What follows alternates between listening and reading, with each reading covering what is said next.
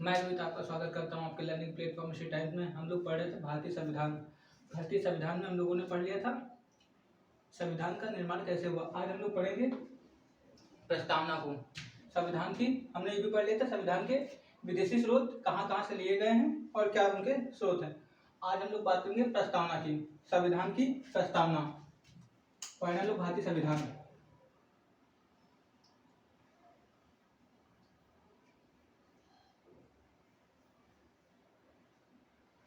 आज हम लोग पढ़ेंगे भारत संविधान की प्रस्तावना।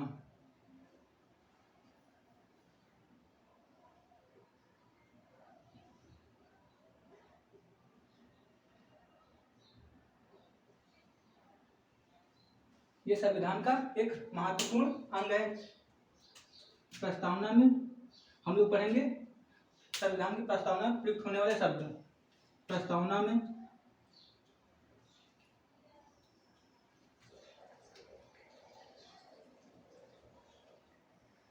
प्रयुक्त होने वाले शब्द। हमारी प्रस्तावना में क्या क्या शब्द प्रयुक्त मतलब उपयोग में आते हैं। तो पहला क्या होता है SO,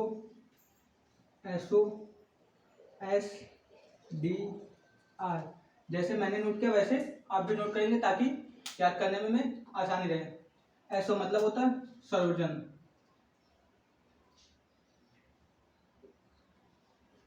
socialist, circular, democratic, Republic.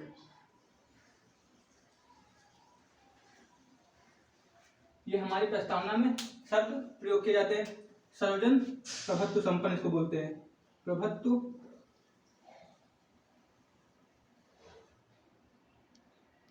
हमें अपने प्रभुत्व संपन्न का मतलब है कि हम अपने फैसले स्वयं ले सकते हैं। समाजवादी, सोशलिस्ट, समाजवादी, सर्कुलर, पंथनिरपेक्ष,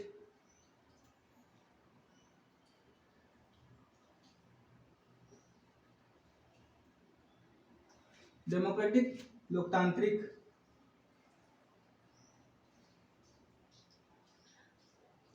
गणतंत्र। हम लोग बोलते हैं ना इंडिया सबसे बड़ा लोकतांत्रिक देश है। इसके अलावा भी कुछ शब्द प्रयोग किए थे जैसे न्याय,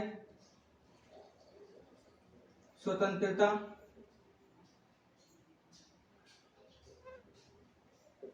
समानता, बंधुता और अखंडता। इसके अलावा भी ये शब्द हमारी प्रस्तावना में प्रयुक्त होते हैं।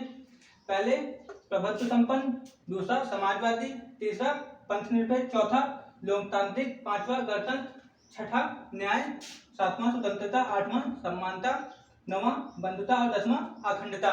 ये शब्द हमारी प्रस्तावना में प्रयुक्त किए जाते हैं। बट जो 1947 का संविधान था उसमें समाजवादी, पंथनिरपेक्ष और अखंडता जैसे शब्दों का कोई जिक्र नहीं किया गया था। तो इन शब्दों को जिक्र कब किया गया तो यहाँ पे नोट कर लो। पहले हमारी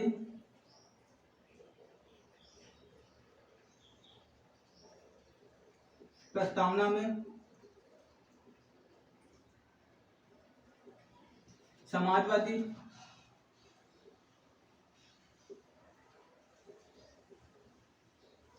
पंथनिरपेक्ष,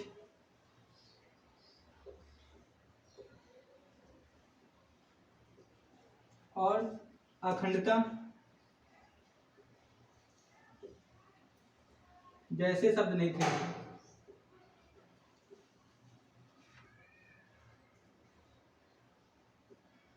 तो पहले हमारी प्रस्तावना में समाजवादी, पंथनिरपेक्ष और अखंडता जैसे शब्द नहीं थे। तो इन शब्दों को कब जोड़ा गया?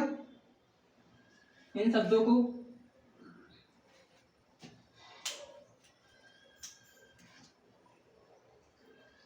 इन शब्दों को 42वें संविधान संशोधन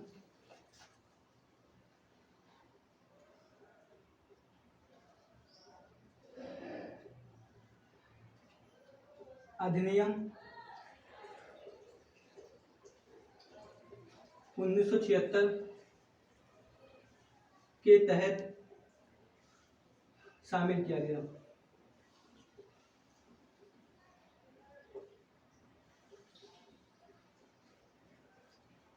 समाजवादी, पंथनिरपेक्ष और अखंडता जैसे शब्द को 42वें संविधान संशोधन अधिनियम 1976 के तहत ही शामिल किया गया। 42वां संविधान संशोधन 1976 मोस्ट इम्पोर्टेंट है क्योंकि इसके तहत हमारी प्रस्तावना में भी सुधार किया गया था, मौलिक अधिकार में भी सुधार किया गया था और राज्य के नीति निर्देशक तत्व उसमें भी कुछ सुधार किए गए थे।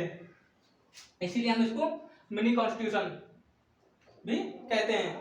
42वें संविधान संशोधन 1976 को हम मिनी कॉन्स्टिट्यूशन भी बोलते हैं, नोट कर लीजिए।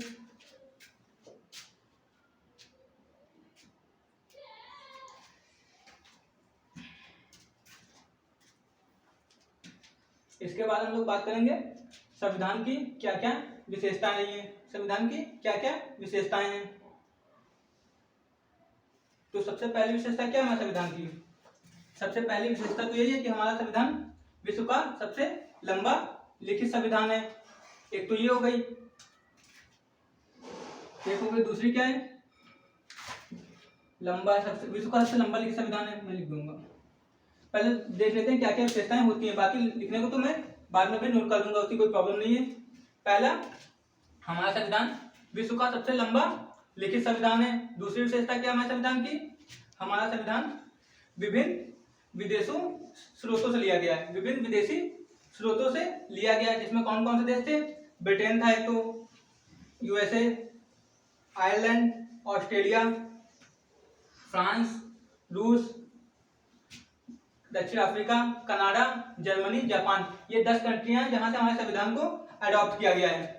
तो हमें इन 10 कंट्रियों के नाम भी याद होना चाहिए कि वो कौन सी 10 कंट्रियां जिनसे हमारा संविधान अडॉप्ट किया गया है। उसके बाद करते हैं हमारे संविधान का नेचर कैसा है। तो हमारे संविधान का नेचर कठोर और लचीलेपन का है। हमारे संविधान में लचीलापन अधिक और कठोरपन कम है। तो ये तीसरी विशेषता हो गई हमारे संविधान में क्या नेचर कैसा है। बात करते हैं हमारे संविधान में फेडरल व्यवस्था दी गई है। फेडरल व्यवस्था का मतलब होता है दो सरकारें, एक केंद्र सरकार, एक राज्य सरकार, दोनों के अपने अपने नियम और कानून है। 4 विशेषताएं हो गई। 5वीं विशेषता क्या होगी हमारे संविधान की? स्वतंत्र न्यायपालिका है। हमारे संविधान की स्वतंत्र न्यायपालिका है। 6ठी विशेषता क्या है? संसदीय प्रावधान है, मतलब 2 सरकारें होंगी। 7वीं विशेषता क्या है? हमारे संविधान में लिखित मौलिक अधिकार दिए गए हैं। 8वीं विशेषता क्या होगी? हमारे संविधान में राज्य के नीति निर्देशक तत्व भी दिए गए हैं। उसके बाद 9वीं विशेषता क्या होगी? हमारे संविधान में एकल नागरिकता को बताया गया है कि हमारे संविधान में एकल नागरिकता का जिक्र किया गया है। 10वीं क्या होगी? 10वीं क्या होगी? आपातकाल उपबंध, आपातकाल इमरजेंसी को भी हमारे संविधान में बताया गया है। 11वीं विशेषता क्या होगी? हमारे संविधान में कुछ स्वतंत्र निकायों का जिक्र किया गया है, जैसे भारत का निर्वाचन आयोग, उस पर किसी के राइट नहीं होते, वो स्वतंत्र बाउंडेशन होती है, मतलब स्वतंत्र बॉडी है। भारत का निर्वाचन आयोग या यूपीएससी या फिर स्टेट पीसीएस, ये भी स्वतंत्र निकाय होते हैं। ये हमारे संविधान की 10 विशेषताएं थी, नोट कर लीजिए। ये